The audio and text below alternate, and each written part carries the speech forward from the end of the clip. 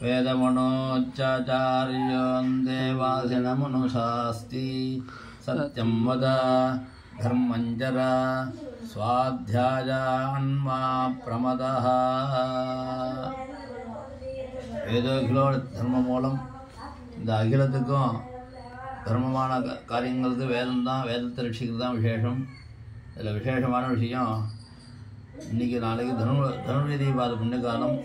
விதிபாத தேவதையை பூஜை பண்ணி அந்த தேவதைகளுக்காக பல தானங்கள்லாம் சொல்லியிருக்கா.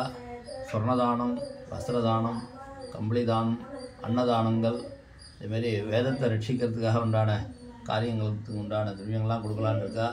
திருவையாறில் தர்மசம்பரத்தின் பாதம் முந்தார்த்திய சுவாமிக்கு பிப்ரவரி 3ஆம் தேதி கும்பாபிஷேகம் நடக்கிறதுனால அதை உத்தேசித்து அதுலேருந்து ஆரம்பித்து 42 நாளைக்கு வேத யஜ்ஞம், சம்பூர்ண ஜடாபாராயணம், சம்பூர்ண கணபாராயணம், யசாவகாச வர்ணக்கிரம பாராயண யஜ்ஞம் நடக்கிறது.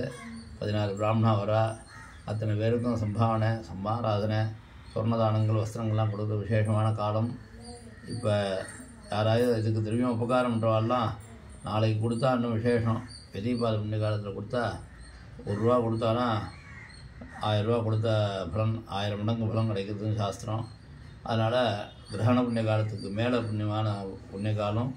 எல்லோரும் அதுக்கு உபகாரம் செய்து வேதமாதாவோட பிரார்த்தனை அனுகிரகத்தை வாங்கிட்டு, முந்தாத்தியோட அனுகிரகத்தை வாங்கிட்டு, பரமாச்சாரியோட அனுகிரகத்தினால எல்லோரும் க்ஷேமாக இருக்கணும், குருகுடாட்சமாக இருக்கணும், சுக்கியமாக இருக்கணும்.